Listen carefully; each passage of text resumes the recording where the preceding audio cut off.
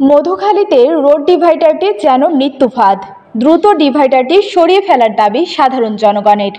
আমরা ডিভাইডারটা চাই না। এখানে ডিভাইডারের কারণে কি ধরনের সমস্যা হচ্ছে কি হচ্ছে না এই বিষয়টি রোডস এন্ড হাইওয়েজ ডিভিশন তারা একটু আরো বিবেচনা করে দেখতে পারে। এবং ঢাকা খুলনা মহাসড়কের ফরিদপুরের মধুখালী উপজেলার পাটবাজার মোড় সংলগ্ন রোড ডিভাইডারটি যেন মৃত্যুফাঁদে পরিণত হয়েছে। জেলা সড়ক ও জনপথ বিভাগ দুর্ঘটনা রোধে এই ডিভাইডারটি নির্মাণ করলেও সেটি এখন দুর্ঘটনার কারণ হয়ে দাঁড়িয়েছে। প্রতিনিয়ত ঘটছে ছোট বড় দুর্ঘটনা। 2020 সালে এই ডিভাইডারটি নির্মাণ করার পর প্রায় ছোট বড় অর্ধ শতাধিক দুর্ঘটনা ঘটেছে বলে জানা যায়।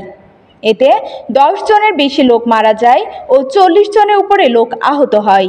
এছাড়াও এ দুর্ঘটনায় লাখ লাখ টাকা যানবাহনের ক্ষতি হয়।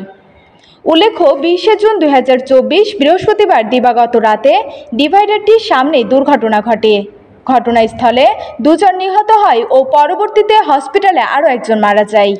এসব দুর্ঘটনায় আহতরা অসহায় দিন কাটাচ্ছেন। দুর্ঘটনার পাশাপাশি যানজটেরও কারণ হয়ে দাঁড়িয়েছে এই ডিভাইডার। সাধারণ জনগণ ও বিভিন্ন যানবাহনের ড্রাইভার বলেন, ঢাকা খুলনা মহাসড়ক ও মধুখালী বালিয়াকান্দি আঞ্চলিক সড়কের মিলিত স্থান হওয়ায় প্রতিনিয়ত বিভিন্ন গাড়ি ও বাজারে আগতদের চাপ থাকে এখানে, ফলে প্রায়ই ঘটে দুর্ঘটনা। এটি অপসারণের দাবি জানিয়েও প্রতিকার পাচ্ছেন না। তাদের একান্ত দাবি এই ডিভাইডারটি যেন সরিয়ে ফেলা হয়। আমরা এই ডিভাইডারটা জন্য অনেক সমস্যা করতেছে, যেমন অনেক গাড়ি অ্যাক্সিডেন্ট করতেছে বা আমাদের গাড়িগুলো চলাচল বা ঘোরাফেরা করতে ডিভাইডার অনেক প্রবলেম করতেছে। তাই মধ্যে আমরা চাই যে ডিভাইডার যেন এখানে না থাকে। এই রাস্তার ভিতরে এই অহেতুকে এই কাজটা করছে, ঠিক আছে, এটা এখান থেকে অতি সত্বর সরানোর ব্যবস্থা করা হোক। রাস্তার জন্য না, এখানে ডবল রাস্তা হলে এটা ভালো হতো। এটা তো সমস্যা হইতেছে, কারণ একটা সমস্যা হচ্ছে আগে মাঝখানে এদিক তো আসার সময় গাড়ির চাপ খায়, এদিক তো আসার সময় গাড়িতে চাপ খায়। আমরা ডিভাইডারটা চাই না। এখানে অনেক সময় প্রায় সময় দুর্ঘটনা ঘটতেছে।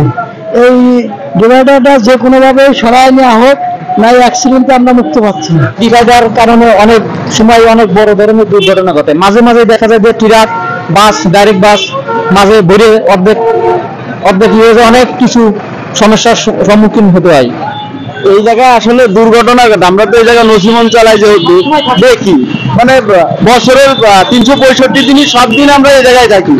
এই জায়গায় 2-3 বছরে যে দুর্ঘটনা হয়েছে দেখছি আমরা, যত মানুষ আহত, কি পুঙ্গ, কি মরে, মানে প্রতিনিয়ত এই দুর্ঘটনার শিকার হয়। আসলে রাস্তা চাপা ওই 19 কোটি হওয়ার সাথে মনে করেন আইল্যান্ডের উপর দিয়ে গাড়ি উঠাই দেয়, যার কারণে মনে করেন যে বেশিরভাগই মৃত্যু ঘটে। আর দুর্ঘটনার কি সেদিনে 3-4 জন মানুষ মারা গেছে এই ঘটনা।